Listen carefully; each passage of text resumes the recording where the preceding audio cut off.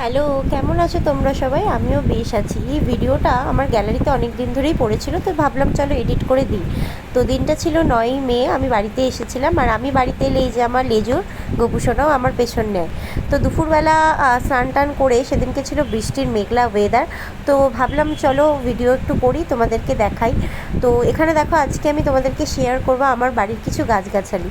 তো এই যে দেখো, জবা গাছ আছে, আরও কী সব গাছ লাগায় আমার কাকা। এগুলো কিন্তু পুরোটাই পরিচর্যা করে আমার কাকা। তো এই যে দেখো, ওদিকেও কতগুলো গাছ আছে, আমি দেখিয়ে দিই। মাঝে মাঝে ভিডিওটা একটু প্রবলেম হতে পারে, কারণ আমার সেই সময় লিমিট ইস্যু হচ্ছিল।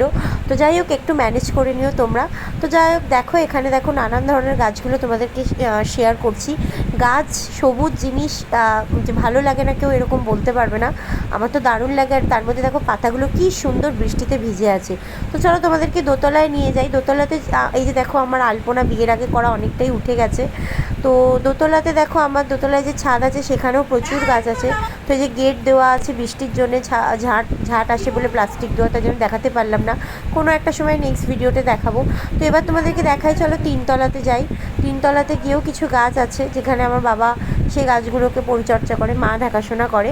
তো সেই দিনটা ছিল পুরোটাই ক্লাউডি ওয়েদার আর মেঘলা ওয়েদার। দেখো, আমার তো এরকম ওয়েদার এত ভালো লাগে, আমি কি বলবো।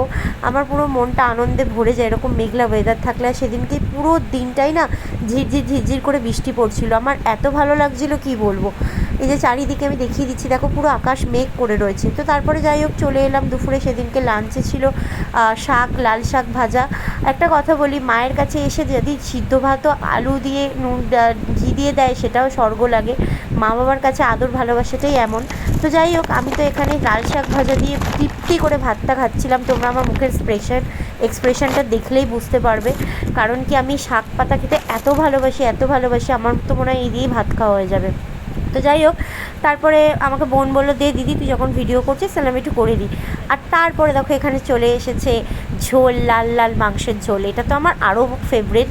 মানে আমি কি বলবো, সবাইকে এরকম চিকেন খাওয়া আমি জানি না, তবে আমার কিন্তু এরকম পাতলা আলু দিয়ে লাল লাল রগরগে ঝোল খেতে দারুণ লাগে। আর লেগ পিস ছাড়া তো আমার কোনো কথাই নেই। আমি এলেই বাপি আর মা জানে যে লেগ পিস না হলে আমি খাবো না, কারণ আমি খুব ভালোবাসি।